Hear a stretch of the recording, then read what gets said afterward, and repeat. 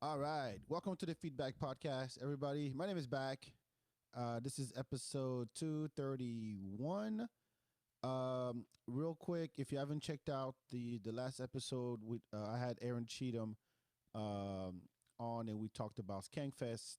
And then I went over to his show, The Gray Area, on Hot Pie Media to do a part 2 of it. So make sure you check that out. Very funny. If you didn't go to Skankfest this year, make sure you go next year. It was probably the best comedy festival I've ever been to, but only been to 2. So I guess that's the comparison there. But anyway, make sure you follow the FeedBak everywhere on social media. Hip Hop Bingo is still up and kicking. So by the time this comes out, we'll have a last one. But make sure you keep you follow us on Instagram. We'll have one more in January, I believe. So be on the lookout for that. But without further ado, let me introduce my guest for the show. Get comfortable. I got Valerie Lopez in the building. How you doing? From Comedy Wham. Hello. How are you? Good. Good. Thank you for coming. I really appreciate it. Yeah, absolutely. You've been grinding at this comedy thing. Yes. You like becoming the go-to resource for anything happening is a monumental task. That is such high praise. Because I used to do it when I started the podcast. I used to do the same thing, but just for nightlife stuff. So every episode, like, oh, this was going on this weekend, and blah blah blah. This was going on. Go check out this RSVP over here and all that. And you're like, God damn, there's way too much going on in the city. If you want to know, just do your fucking research. That's where I'm at now. But I commend you for what you've done and what you've built at Comedy Wham. Thank you. It's hard work. So what was the thing? Like, why did you get closer to the mic? The long story. Long story long. We have an hour, so go ahead. So this will take about 53 minutes. Go ahead and fast forward if you don't want to hear the history. The story is I used to do another podcast with a good friend of mine named Laura Smith. It's called Radio Tatas. It's still out there. You can listen to Radio Tatas? Yes. It is. I call it my silly show. That was my silly podcast. I wanted, because since about 2012, I started going to see live comedy like nonstop. It was my therapy after a divorce. Oh, that'll do it. And I wanted to get to know the people behind the scenes. I love them on stage, but I wanted to get to know them off stage. And we had decided that we were not going to incorporate comedy interviews or comic interviews as part of our silly show. I had a good friend of mine, Dave Thomas, who ran a blog called Comedy Wham. And it was just a blog. And he had folks. The very first person was actually Chris Tellez. Oh, shout out to Chris. Yeah. Dave wanted to just be able to give comics a platform to promote their shows. So he would write up articles. In late 2015, we had made this decision on Radio Tatas not to do interviews, but I had this itch that I needed scratched. And so I approached Dave and he said, why don't you do a podcast off of Comedy Wham? And so that began in January 2016. Okay. And it all started with locals. The very first interview was Brendan K. O'Grady and Duncan Carson of Sure Thing. And then it was like super locals. Like one of my early interviews was Adam Wolf, who most people don't know. He's moved to Waco and he dabbles in comedy now. But after about a year, I realized, well, I've got some comedy. I'm a fan of the comics coming to Moontower. I wonder if they would agree to sit down to an interview with me. Wait, so how long you been going to Moontower?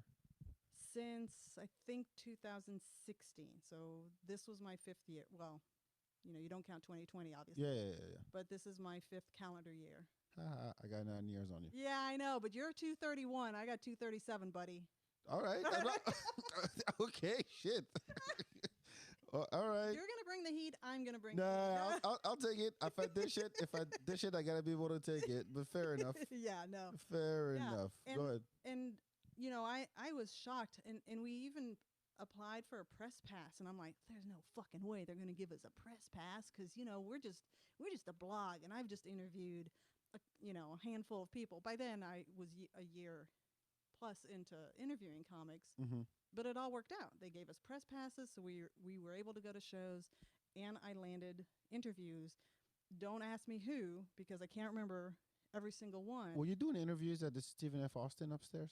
I actually do them in the Driscoll bar. Oh, okay.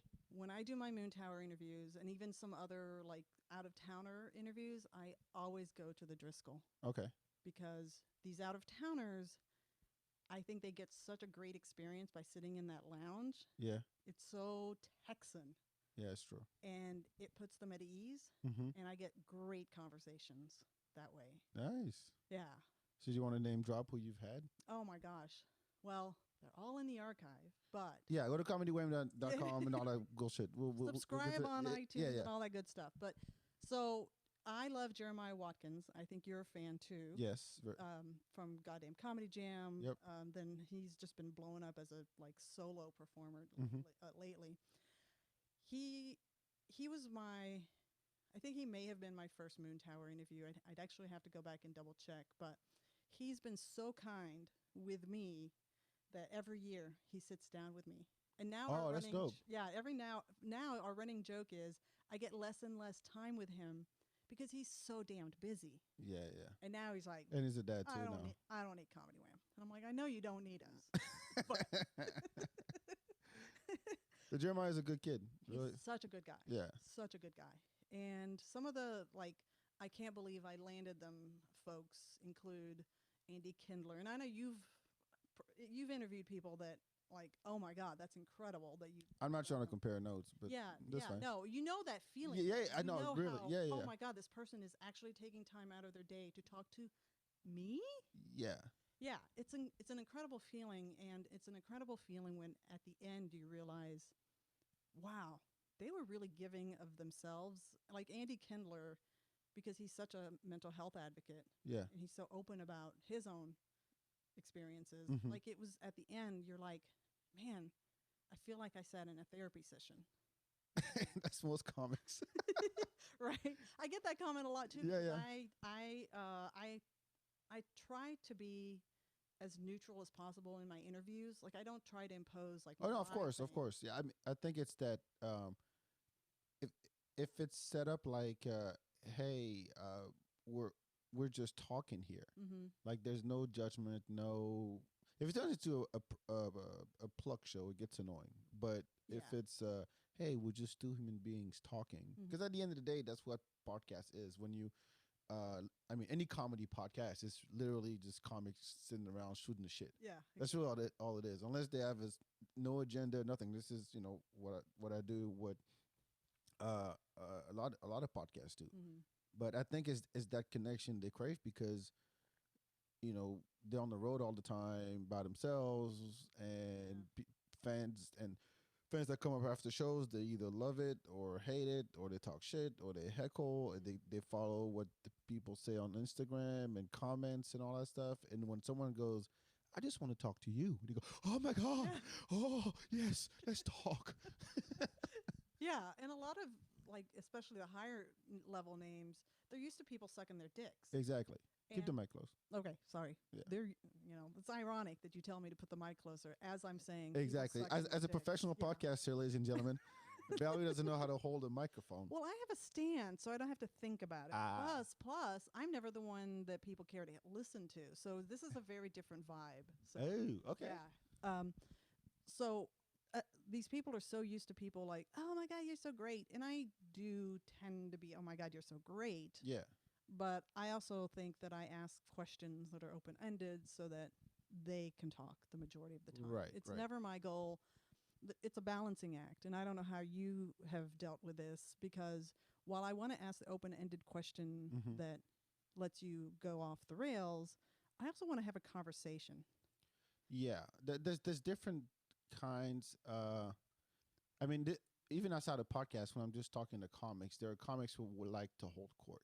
Mm-hmm. Like they just want to talk, and it's Yeah. like you just shut up, and if you can maybe throw a word in every once in Yeah. a while, then good for you. Yeah. But and then you have the other ones that are like, hey, I can talk about anything, Mm-hmm. and it doesn't have to be.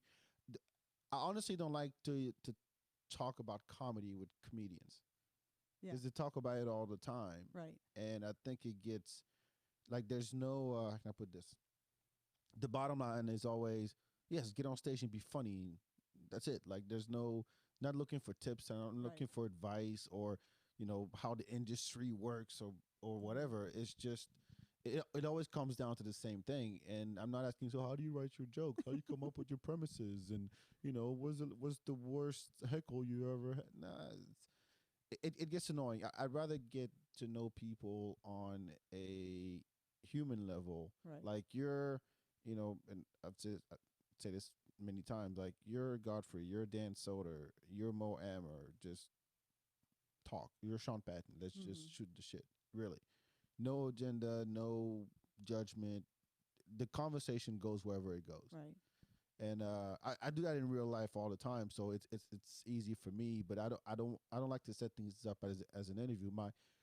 My early shows, before I started focusing on comedy on this podcast, they started off as interviews where I would prepare, do research, and blah. And these are people that I knew personally. And I'm like, I didn't know you won an award for whatever DJ of the year or what, but it felt forced to me. Yeah.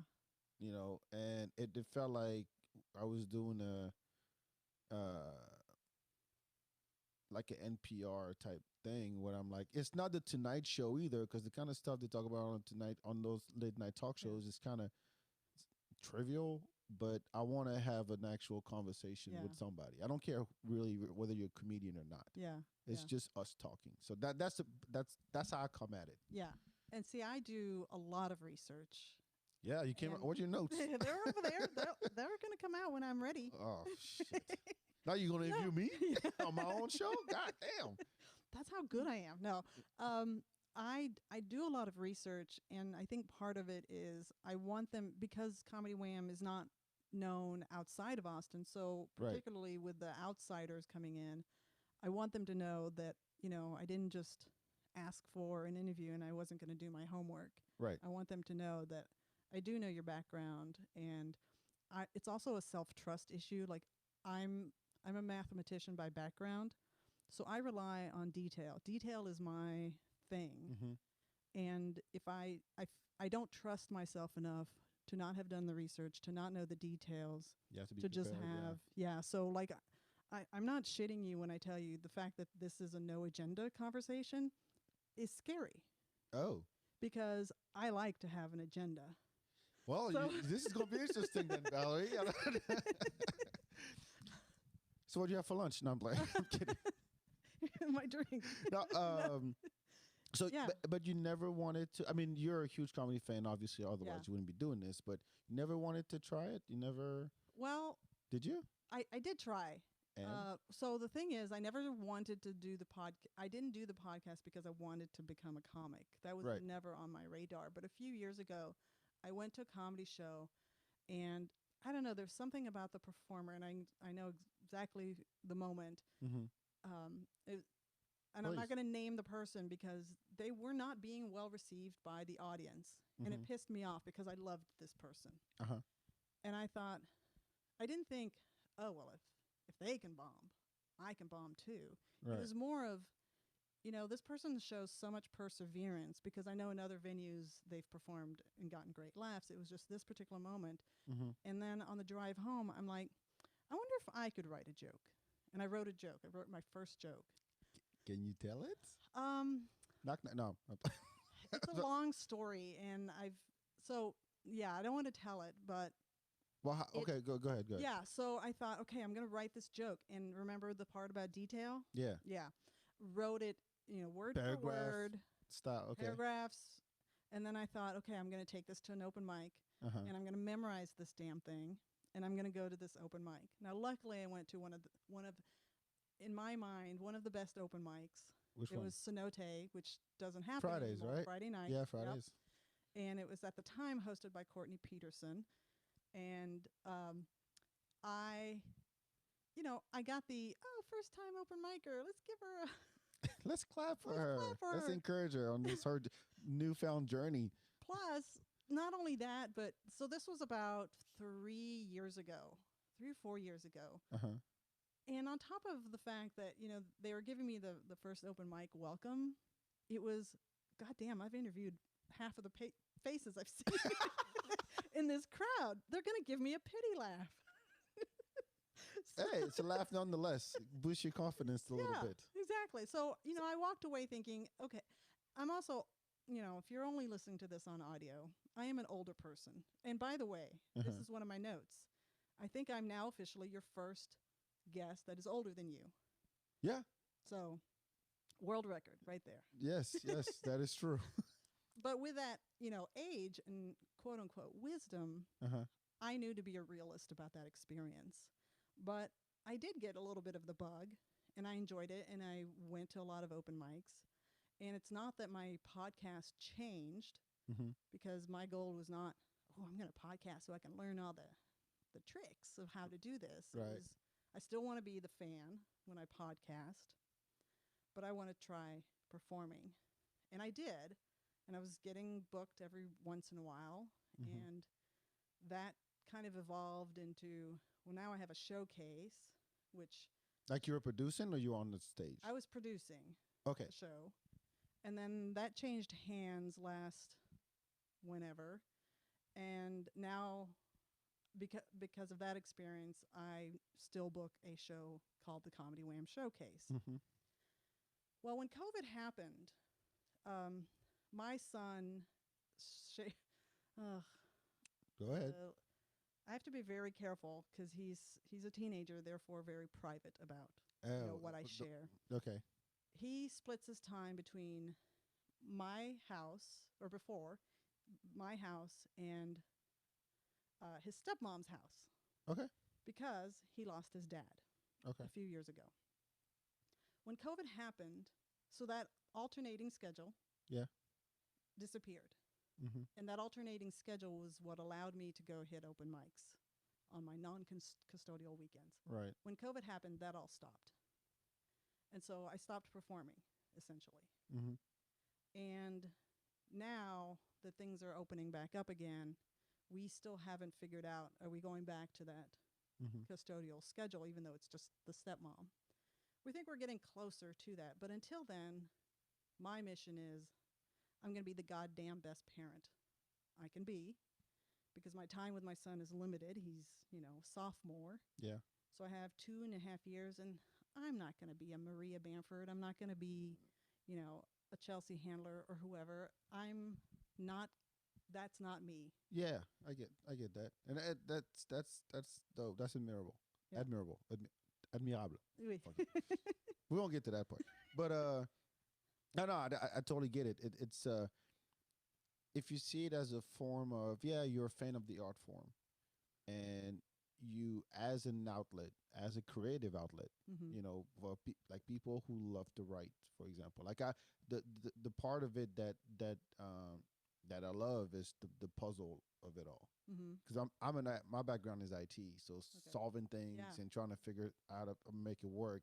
I love that. So hey, if I change this word, or if I flip these sentences, I Yeah. change the tense, and I do this when I say that, I love that part. So Mhm. even when I go to shows now, and it's been going this is I've always been like this.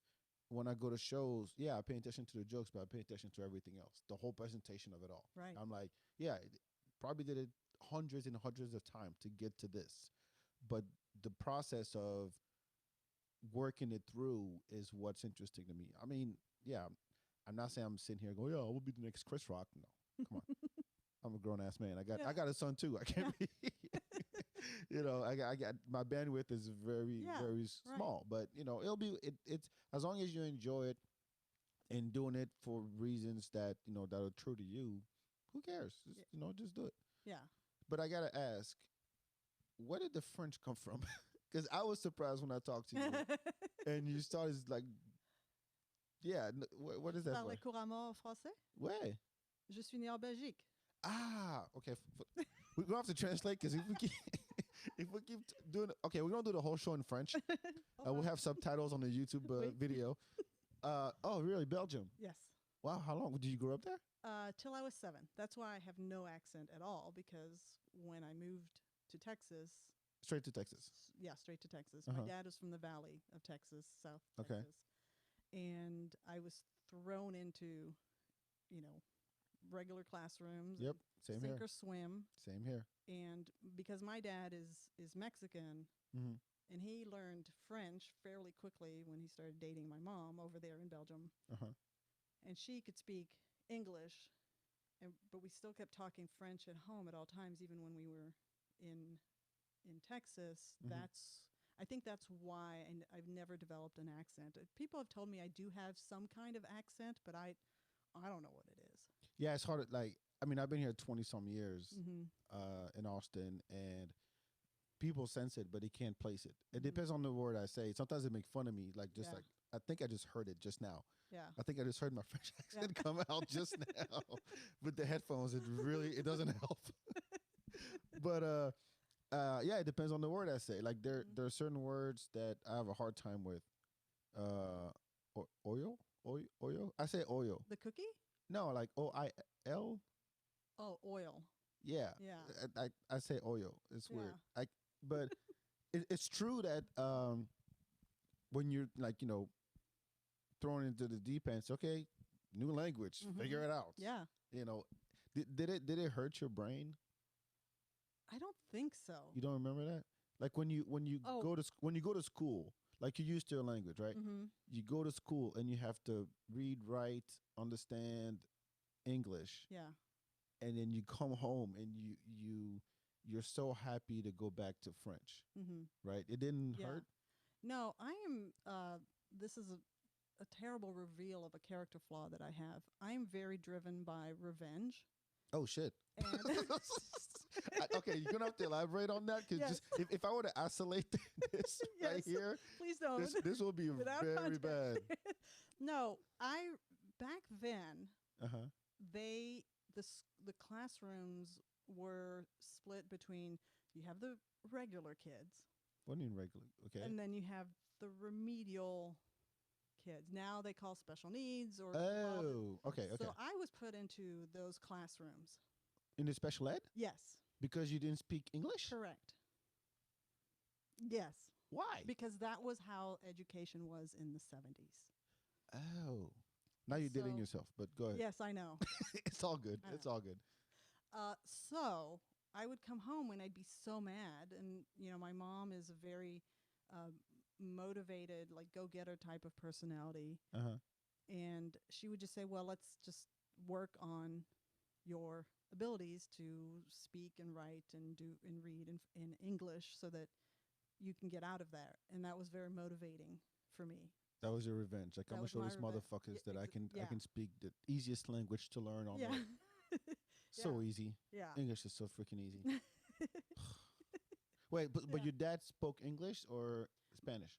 Everything. English, Spanish. Like fluently? Yes. Wow. Yeah. Does your son speak French? Since birth, I've spoken French to him. Yes! That's what I'm doing. Yes. And keep it up, because it's hard. It is. So Nobody speaks hard. French in Texas, first of all. Exactly.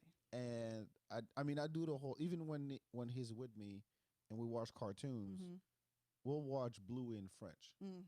By the way, Bluey is the shit. If you haven't watched Bluey, as a parent, I know there's a lot of parents listening to this, and they're like, "This is a bullshit episode." I'm gonna skip back to Skankfest episode, because this is adults talking. Yeah. So whatever. No, but I think it's important, because it's not just about the language. I don't think it's about being the perspective, the different perspective, the different angle. So when you come at a situation, you can look at it from, okay, this is what a American or Texan or whatever would look at it. And this is how a French, Belgian in your case, will look at it, or maybe how a Mexican person will look at it. So you have you're a product of all these cultures, right? And you can have a better understanding, because when if you only know one thing, you only speak English, you're monolingual, you're American. The rest of the world talks shit about that all the time. Bilingual is 2 languages. Yeah. 1 language, American. It really helps, and it actually develops the brain better, I guess. Yeah. I mean, I don't know that I'm living proof of that. I think that by speaking 2 languages fluently, I think that helped me a lot with my education and what I achieved in classrooms. But I can see it in my son that, like, he's so fucking smart. Yeah. And I think it's because he knows two languages. And I think if you can pick up a second language early on, Yep. I think that's just an incredible gift. My son pulled a prank on me recently, because when he's with me, I'm like, no, French only, right? Mm-hmm. And the school he goes to is a French school, and they don't even want the kids to know that the staff speaks some English, so it's all French all day. Nice. And they tell us, hey, since you're a native speaker, speak French to him at home. Like, yeah, I'll do that. I've been doing that since he was a baby. Mm-hmm. And if he says, if he answers in English, you got to say that you don't understand. So he'll say something in English, and I'm like, no, je comprends pas. I don't understand. Mm-hmm. And then he'll switch to French. And then the other day he said, you speak in English. I said, je comprends pas. And he said, what do you speak with mom? I said, English. He goes, you do understand. You do understand. He's 3 years old. Oh, nice. He's 3 years old. Smart ass. Yeah. Well, it doesn't get easier. Ugh, man. It keeps you young. That's how I can Yeah. think about it. It keeps you young, and just to see how a human develops. I mean, we all went through it, Yeah. but we don't remember any of it, Right. right? But you see it in front of your eyes. You're like, wow. You wake up every day, and it's like you compile everything you've heard and seen all day long, Mm-hmm. and there's a firmware update at night, and you wake up the next day, and then you start making sentences you never said before. You're like, what the fuck? Yeah. It's weird. Yeah. It's so freaking weird. So freaking weird. So besides Comedy Wham, like, do you work? I do work. I actually work in software Oh, as well. this is gonna be the most adult show I've ever done. Really? You a programmer? I'm not a programmer. I'm an actuary. The hell is that? Is it what's in French? Whenever your listenership ends. I don't right? care. See, This- look, okay. Let me make a PSA real quick. The FeedBak podcast is about getting to know the guest and myself too. I think at this point, if you've been listening for a long time, you know me.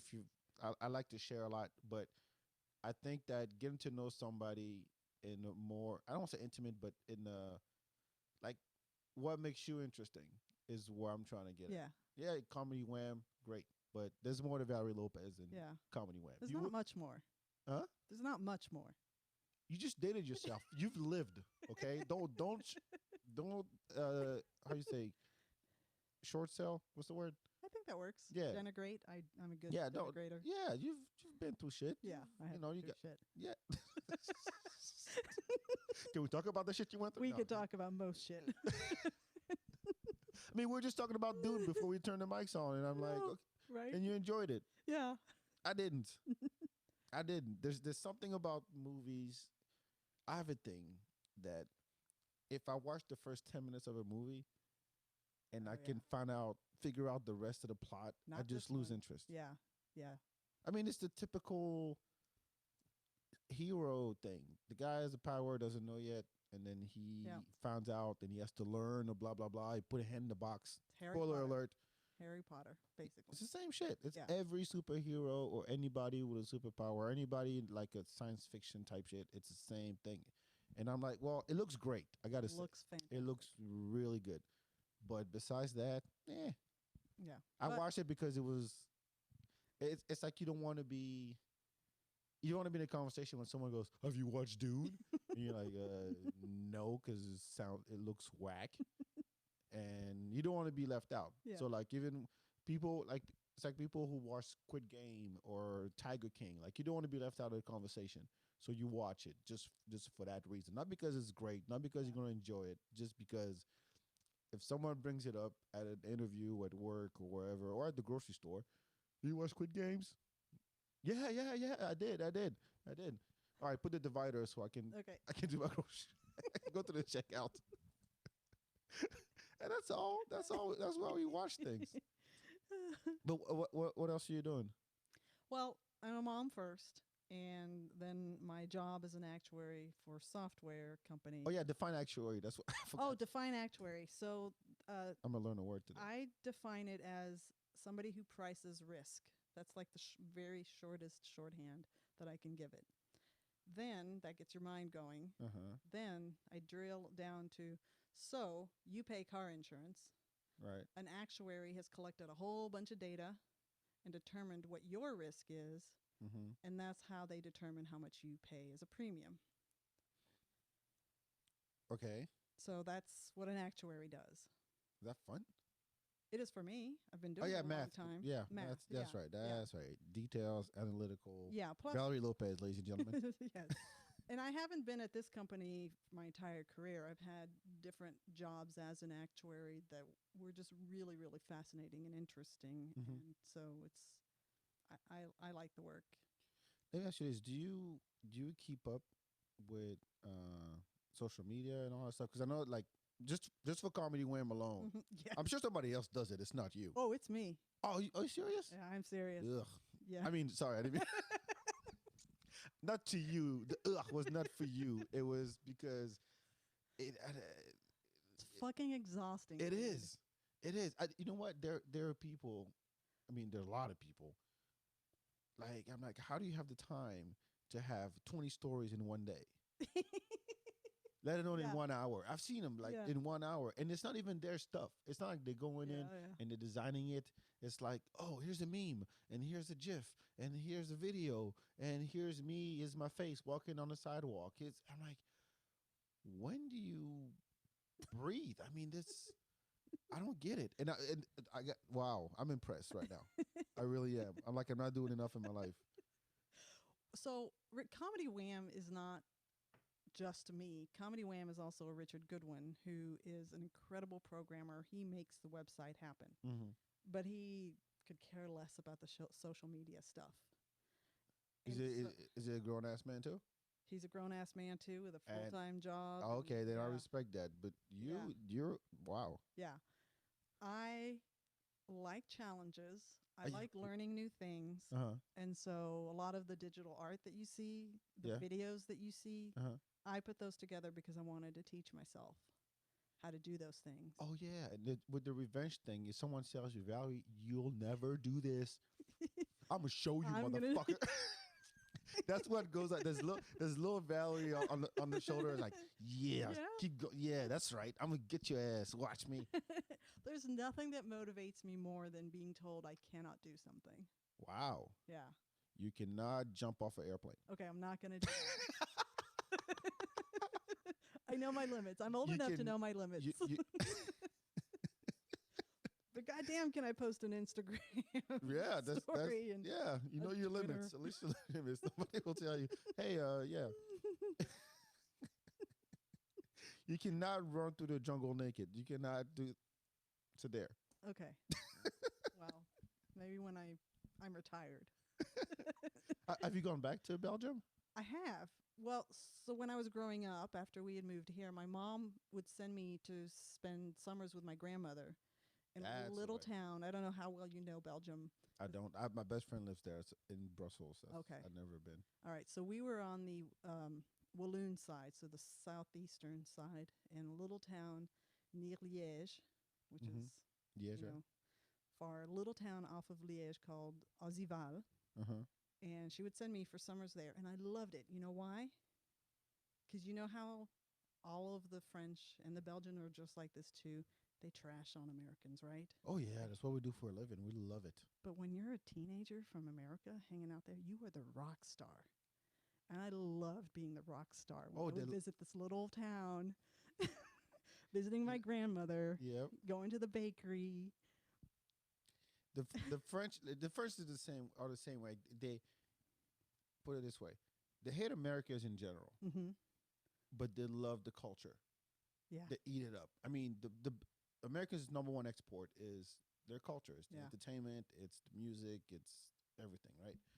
But oh no, it's fine. Okay. I hope it's fine. Yeah, that's fine. I'll figure it out. See what I meant? Yeah. Something happened. Yikes. Ugh.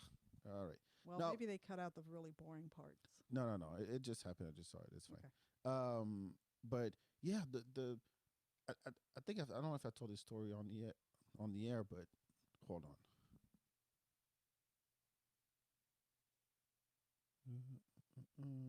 Hold on, we'll take a pause real quick.